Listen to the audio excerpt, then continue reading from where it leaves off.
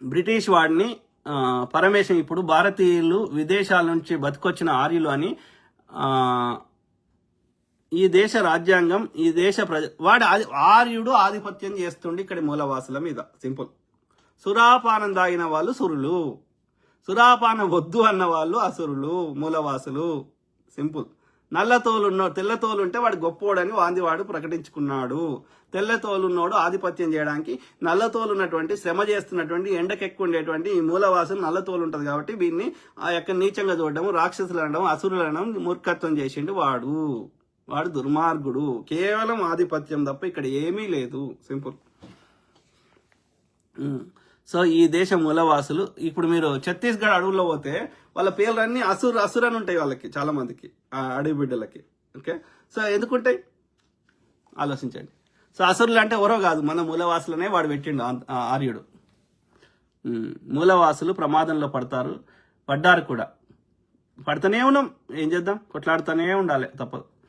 తెలంగాణ శ్యామ్ పగిడిపల్లి ఏమంటారు కదా, గుజరాత్ మార్వాడి వాళ్లకు రాజస్థాన్లో ఒక ఓటు ఉంటుంది, తెలంగాణలో ఒక ఓటు ఉంటుంది. దేశంలో నరేంద్ర మోడీ గారు ఏ పౌరుడికైనా ఒకే ఓటు ఉండాలి అంటున్నారు. అదే వాళ్ళకి అదే నాకు ఎక్కడ బాధ అవుతుంది అంటే, ఎంత కిరాతకుడి కూడా ఎక్కడో చోట వాని లోపల 1% అన్న మంచితనం ఉంటుందేమో అనిపిస్తుంది నాకు. ఎందుకంటే 100 నేరాలు చేసినప్పుడు కూడా వాని తల్లిని ప్రేమిస్తాడు. ఓకే, వాని కొడుకునో బిడ్డనో ప్రేమిస్తాడు. వాడు నేరం చేసినోడు వాని కొడుకో బిడ్డనో మళ్ళీ నేరస్తుడు కావాలని కోరుకోడు. ఓకే, వాడు విధి లేని పరిస్థితుల్లో చేసి ఉంటాడు. సో అట్లా అంత దుర్మార్గులు కూడా వాని లోపల ఎంతో కొంత 1% అన్న మంచితనం ఉంటుంది. కానీ బీజేపీ ఆర్ఎస్ఎస్ వాళ్ళలో మాత్రము ఈ ముండా కొడుకులలో 1% కాదు కదా, 0.0% కూడా ఉండదు.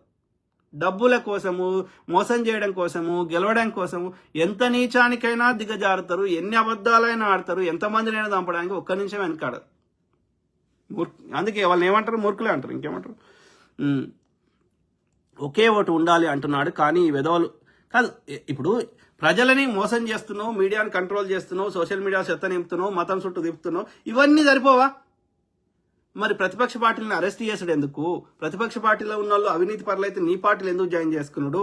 ఈ సిబిఐ ఈడీలను బీజేపీ అనుబంధ సంస్థలు ఎందుకు వాడు? సార్ పేరు మీద మోసం చేసాడు ఎందుకు? నీకు ఎవరైతే ఓట్లు లేరు అనుకుంటే వాళ్ళ ఓట్లు చెల్లకుండా చేసాడు ఎందుకు? నీకు లేని వాళ్ళకి ఫేక్ ఓట్లు ఎందుకు యాడ్ చేసుకున్నాడు? ఎక్కడి నుంచో మీ బీజేపీ పాలిత రాష్ట్రాల నుంచి పైసలు ఇచ్చి తెప్పించి ఓట్లు వేయించాడు ఎందుకు? నువ్వు నీతిపరుడు అయితే, నీ సిద్ధాంతం కరెక్ట్ అయితే ప్రజలు నీకు ఓటేయాలి కదా. నువ్వు రామ మందిరం బాబరీ మసీద్ గులగొట్టినప్పుడే ఓట్లు వాడాలి కదా. ప్రజలు ఓట్లు వేస్తలేరు, మోసం చేస్తున్నావు అనేది నీ అంతరాత్మకు తెలుసు. 14 రాష్ట్రాల్లో బీజేపీ రాకముందు 14 రాష్ట్రాల్లో ఉన్నటువంటి ప్రతిపక్ష పార్టీలో చెందిన ప్రభుత్వాలని ఎందుకు గులగొట్టినావు? ప్రజలు ఓట్లేస్తే లేదు, ప్రజలు ఓట్లేసి గెలిచిన ప్రభుత్వాలను ఎందుకు గులగొట్టినావు? అక్కడ ఉన్న వాళ్ళ నాయకులను ఎందుకు ఎత్తుకుపోయినావు?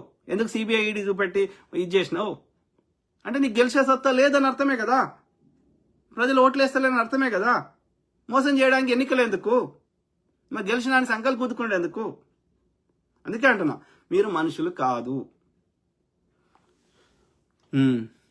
అక్కడికి వెళ్ళి నరేంద్ర మోడీ గారికి ఓటు వేసి వస్తారు. ఇక్కడికి వచ్చి కొందరున్నారు బ్రదర్, అక్కడ కూడా కొట్లాడుతున్నారు. రాజస్థాన్లో, గుజరాత్లో కూడా కొట్లాడుతున్న వాళ్ళు చాలా మంది ఉన్నారు. ఈ మూర్ఖులను నచ్చిన వాళ్ళు కూడా చాలా మంది ఉన్నారు.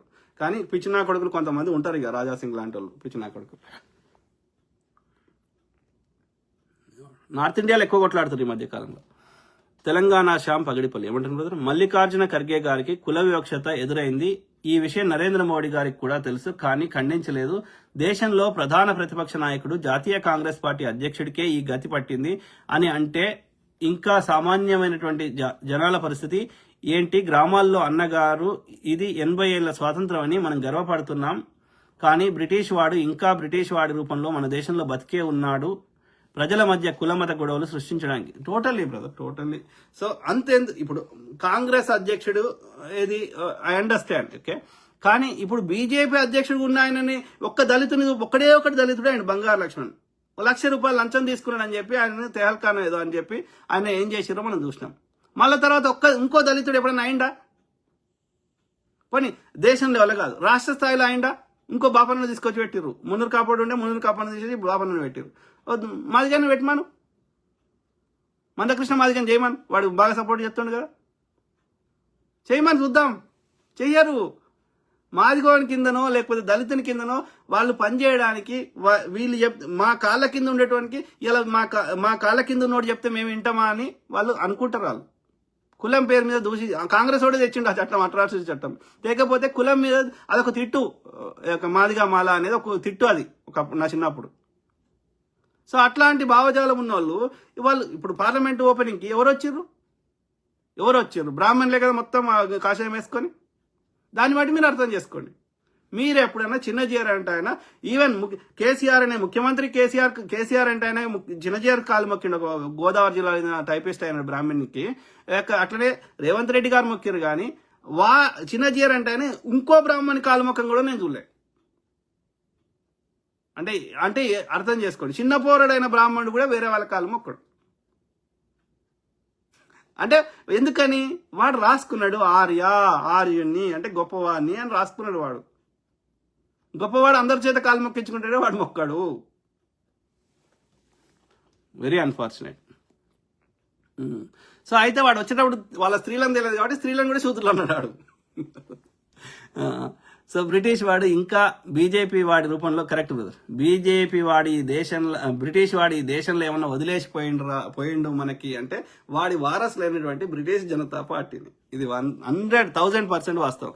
వాడు కులాల మధ్య గొడవ, మతాల మధ్య గొడవ పెట్టిండు, వీడు అదే పెడుతున్నాడు. ఎందుకంటే టు డిస్ట్రాక్ట్, అంటే వీడి యొక్క దోపిడి నుంచి ప్రజల్ని డిస్ట్రాక్ట్ చేయడానికి పెడుతున్నాడు. ఓకే, వాడు సంపద దోసుకున్నాడు, వీడు సంపద దోసుకుంటున్నాడు. వాడు ఏది అభివృద్ధి చేయలేదు, వీడు అభివృద్ధి చేస్తలేడు. సో బ్రిటిష్ వాడికి పూర్తిగా నకలు, వాళ్ళ యొక్క వారసుని ఎవరు వదిలేసిండు. ఇప్పుడు ఇన్ని దేశాలు తిరిగిండు, వాళ్ళకి సేవ చేసి వచ్చిండు, వాళ్ళకి డీల్స్ ఇచ్చిండు తప్ప మనకి చేసింది ఏమీ లేదు. కాబట్టి వాడు బ్రిటిష్ వాడు వాళ్ళ యొక్క వారసుని వదిలేసిపోయిండ్రు అంటే బ్రిటిష్ జనతా పార్టీని వాళ్ళకి మెర్సీ పిటిషన్ రాసినోని వానికి బానిసత్వాన్ని చేసిన మూర్ఖులని.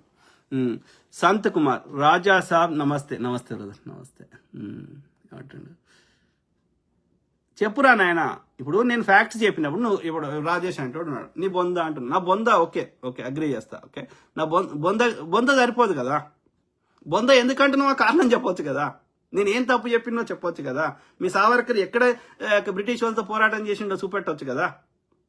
మేము నోరు మూసుకుంటాం కదా. నువ్వు వీడియో చూపెట్టు, ఇంకోటి చూపెట్టు. మీ ఎడ్గేవాకర్ ఎక్కడ పోరాటం చేసిండో, మీ గోల్వాల్కర్ ఎక్కడ పోరాటం చేసిండో చూపెట్టరా అయ్యా. ఎందుకు ఇంక్లూడింగ్ బ్రిటిష్ వాడు కూడా ఒకసారి వీళ్ళని బ్యాన్ చేసిండు పంజాబ్లో, ఇది ఆర్ఎస్ఎస్ని. తర్వాత స్వతంత్రం వచ్చినాక 3 సార్లు బ్యాన్ అయింది. తర్వాత ఏంది, ఇదంతా తలకాయనొప్పి అని చెప్పి వాడు రిజిస్టర్ కూడా చేసుకోడాడు. అందరు లెక్కలు అడుగుతాడు సిబిఐ ఈడీ అని. ఆర్ఎస్ఎస్కి అడగడానికి వానికి రిజిస్టర్డ్ లేనే లేదు. వానికి ఎవరు డబ్బులు ఇస్తుండు, ఎక్కడికి పోతున్నాయి, ఏంటిది ఎవరిని తెలియదు ఇప్పటికీ. ఎందుకంటే they did not register. NGO పెట్టుకోవాలన్నా, చిన్న కంపెనీ పెట్టుకోవాలన్నా, చిన్న వ్యాపారం చేయాలన్నా వాడు రిజిస్టర్ చేసుకోవాలి, వాడు ట్యాక్స్ కట్టాలి. ఆర్ఎస్ఎస్కి ట్యాక్స్ లేదు, రిజిస్టర్ లేదు, కానీ ఆర్ఎస్ఎస్ నడుస్తుంది. దాంట్లో 28 విభాగాలు ఉంటే నడుస్తుంది, అంతా ఓవరాల్గానే. అంటే ఎంత ద్రోహమో మీరు ఆలోచించండి, ఎంత మూర్ఖుడో మీరు ఆలోచించండి. మనకి ఆయుధాలు ఎక్కడి నుంచి వస్తున్నాయి, ఎవ్రీథింగ్ ఓవరాల్లీ. అడైతే నిన్న ఒక ఆయన చెప్తుండే కదా, యశ్వంత్ సహదేవ్ షిండే అనేట ఆయన ఆర్ఎస్ఎస్లో పనిచేసిండు. వీళ్ళకి బాంబులు పెట్టే ట్రైనింగ్ కూడా ఇచ్చారు. 2001 తర్వాత భారతదేశం జరిగిన దాదాపు అన్ని దాడుల్లో ఆర్ఎస్ఎస్ పాత్ర ఉంది అని చెప్తున్నాడు ఆయన. ఎక్కడ ట్రైనింగ్ ఇచ్చారు, ఆ కోర్టుకు డాక్యుమెంట్ సబ్మిట్ చేసిండు. అందులో కూడా ఉన్నాయి అన్ని, ఎవ్రీ డీటెయిల్. ఆయన ఎక్కడ తీసుకుపోయారు, ఎక్కడ ట్రైనింగ్ ఇచ్చారు అనేది. ఎవరు నిజం చెప్తే వాళ్ళని ఇబ్బంది పెట్టుడు, చంపేశాడు. మూర్ఖులు.